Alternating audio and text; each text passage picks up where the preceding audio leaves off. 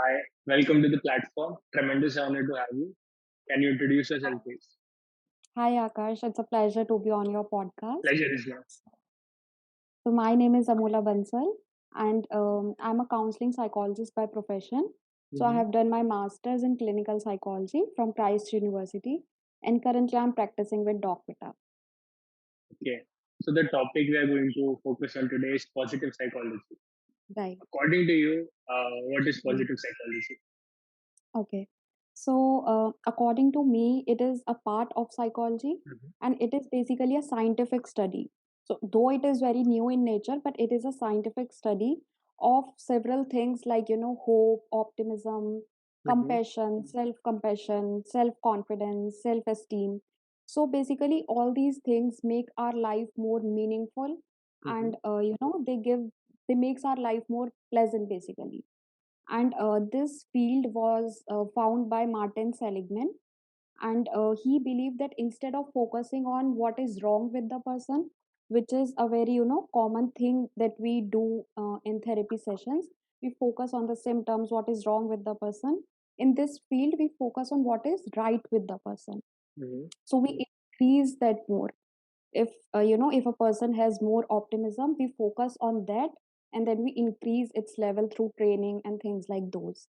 So it is based on the belief that people want to lead a fulfilling life and to Mm-hmm. cultivate the best within themselves.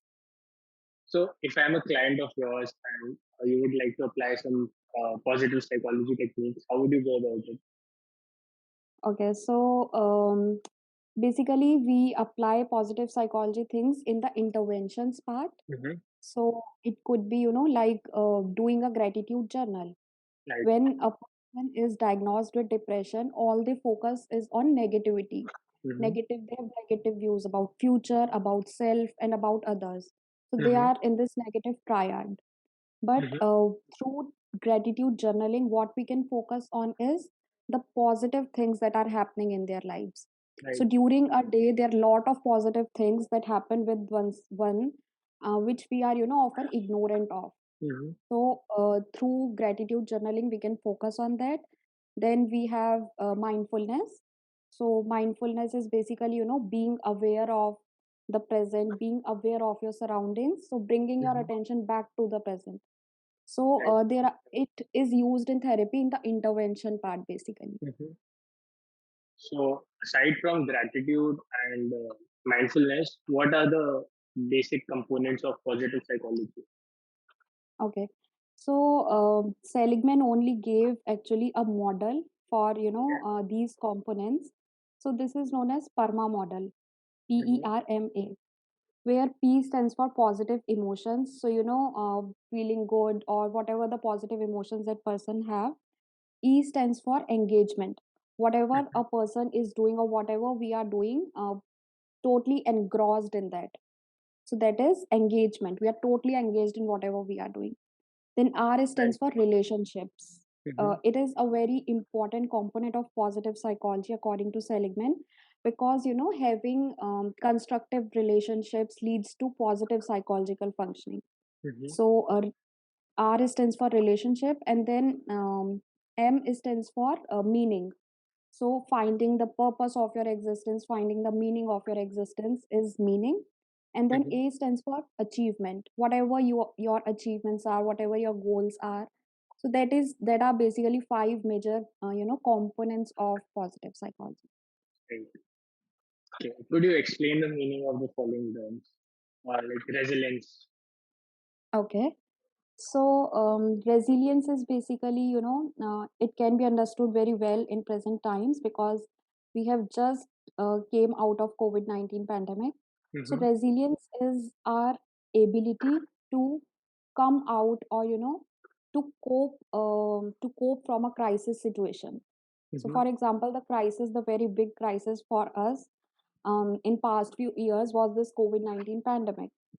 But some of us came, coped very well with it, and some of us didn't cope very well with it. So the ones who had this capability of Mm-hmm. resilience were better in coping than the ones who didn't have. So it is basically one's ability to come back to pre-crisis situation. So what was Is before the crisis? is this the reason why two people who are in the same environment, one may be able to survive it and handle it, the other Yeah, may yeah. collapse? One of the factors, definitely. Right. Can you explain in brief what is mindfulness? Okay, so as I talked about mindfulness, it is, Mhm. being aware about the present.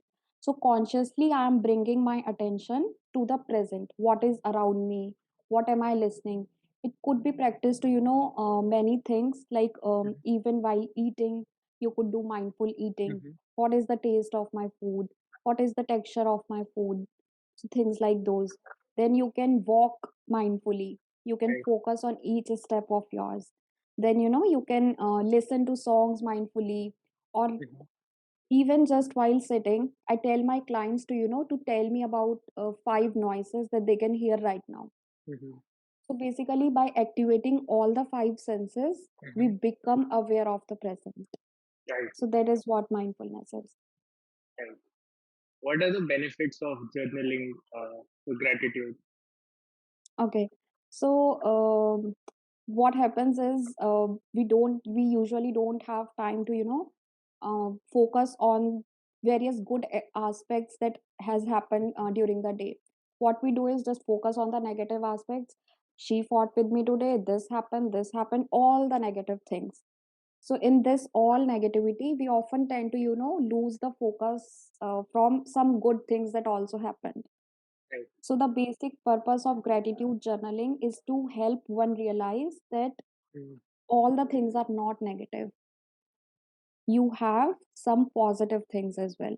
Mhm. So, that is the basic purpose of gratitude, and researchers have proved that it leads to various psychological and physical health benefits.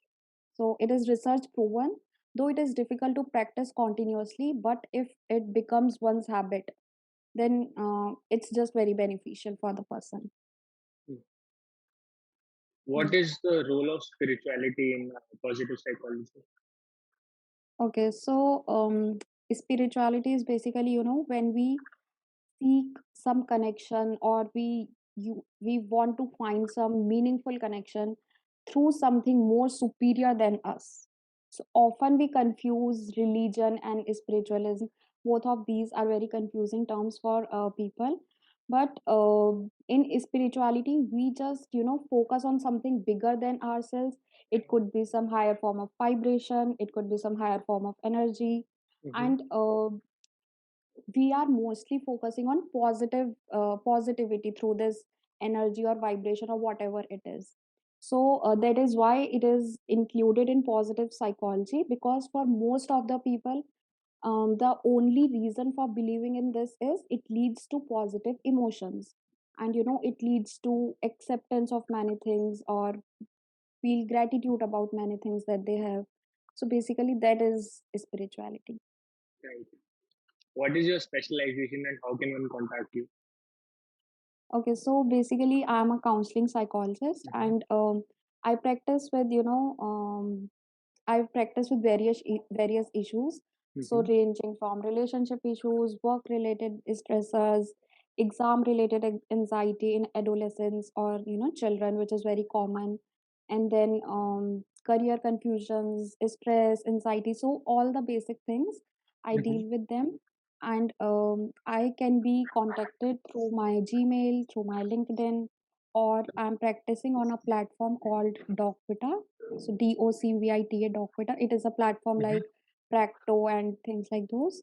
So one could reach out to me through that, and maybe we can put the links for these in the Sure. description for the viewers. Sure. So if anyone wants to, Mhm. approach, they can through those links. What is the role of yoga in positive development? Okay, so that is a very nice question, because yoga is something which is stemming from Indian Mhm. philosophy. So it is psychology, though psychology is kind of Western concept, but yoga is Indian concept. Right. So what happens in yoga is it is a mind body practice. So we are working on our body and mind continuously, hand in Mhm. hand. Mhm. So we are doing breathing exercises, we are Mhm. being mindful through various postures, we are doing meditation. So all this happens in yoga, Mhm. and it makes one more aware, hence more mindful, and reduces confusion. So it makes one more positive, and it leads to positive mental health. Also, in several disorders like depression, what happens is person become just very lethargic. They don't want to get up, they don't want to do anything, they just want to sleep whole day. Mhm. So we need them to move somehow. Mhm. We just we want them to walk or do something. And in that situation, yoga is very perfect solution, Right. because on one way it is happening to activate their behavior, to Mhm. make them more active, and on the other hand it is helping them with bringing positivity as well. Mhm. So yoga plays a very crucial role in all the psychological disorders, I believe. Mhm. Right. What advice can you give to form meaningful relationships? Or Meaningful relationships. okay, so building meaningful relationships is very important, especially Mhm. in times like this, when we are so engrossed with everything, with our work. We have so busy lifestyle. At the end of the day, what we want is a soothing relationship with our parents, with our partner, with our friends, so that there is no stress from their side at least. And as I told you about the PERMA model, PERMA PERMA model, Mhm. R is one component which stands for relationship. So you can see Seligman also considered it a very important component of positive psychology. Mhm. So that is the importance of relationships in our life, because they indirectly help us to stay healthy. They gives us hope. They gives us motivation. So they helps us to stay healthy mentally and physically both. And how can we build is, though it is very individualistic and depends from person to person, because uh, their view about their relationships is different, but some general advices could be that spending time together and doing some activity together is very Mhm. important. So being in a room but doing something, I'm on my phone, you are on my phone, that's not going to help. So being together and doing something mutual activity, maybe playing a video game, maybe reading a story, maybe cooking, whatever it is. So doing something mutually. And it can even be, through distance nowadays, like Mhm. online. People can watch movies together, they can, cook together through video calls. So technology is helping us to build relationships as well. So we can use it in positive ways, right? So we can do something together through online platforms as well. So that is one thing which we can do. And second is to practice gratitude in our relationships. We tend to forget that, we always say that you did this with me and I'm suffering because of you. And we say it open out loud, Mhm. but we don't, really, we are never really grateful for our parents, beat anyone. We are never really grateful for all that they have done for us. So I think speaking it, expressing it, that I am grateful that you cooked a meal for me today. I am grateful that you brought me this today. So expressing gratitude for even the smallest things matters a lot in building positive relationships. So I think these two are very basic things that one can, practice in their relationships, that is spending time together Mhm. and telling them why they are grateful to have them. So these two are very basic things, but can help to build a relationship in a very long way, so for a long time. Right. What should be the role of a therapist in such therapy? Should it be active or should it be passive? In positive psychology. Yeah. Okay. So basically, positive psychology is Like the role of therapist is similar in conventional therapy and this therapy. So it Mm-hmm. is active only. Positive psychology comes in place. So a general structure of therapy, how it goes is, first we build rapport with client, then we take their case history, MSc, do some assessments. So we take and gather all the information from the clients. And Mm-hmm. then based on those information, we see that the person is lacking here, lacking here. We either give them a diagnosis, though we Mm-hmm. usually don't give a diagnosis very quickly, but we form some goals from there. Like if a person is lacking in social skills, we Mm-hmm. will form a goal to inculcate, to start social skill training. Mm-hmm. So through those gaps, we build these goals, and we take each goal one by one. And for these goals, we give interventions. And Okay. in these interventions, the role of positive psychology comes. So till here, the role of therapist is same.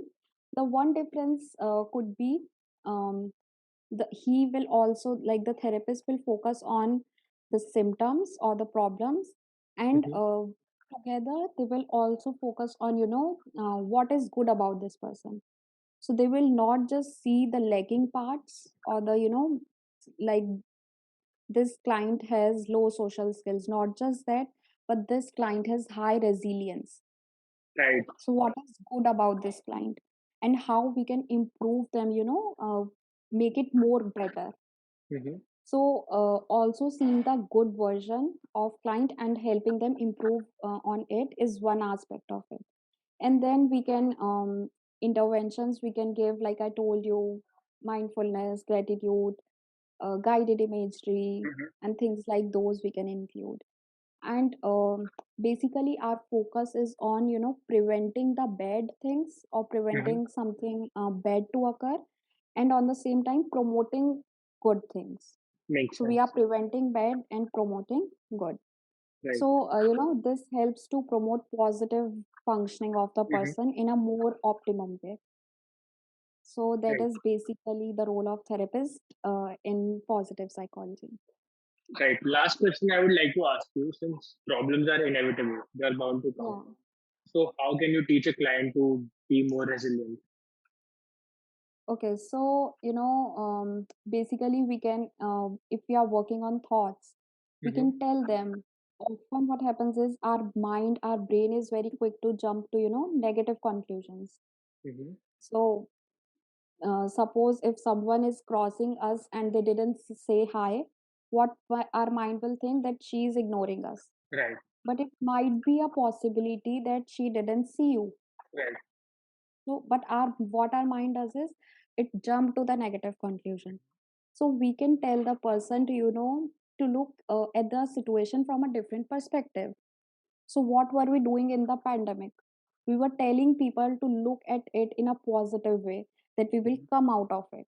Instead of thinking that this is a loop, this we are not going to come out of it, look at it from a different perspective, that it is going to end, and we will be healthy and safe again. So one thing how we can teach resilience is looking at the situation from a different perspective, from a healthy perspective. And initially we have to do it consciously. We have to force our mind, to our brain, to think it in a different perspective. Mm-hmm. But with practice, when we do it continuously, it becomes very handy. It becomes very natural for our brain. Right. That is the sole purpose of this activity. Yeah. I think we should end it here. It was a Okay. tremendous pleasure to have you. I will Yeah, stop the recording. sure.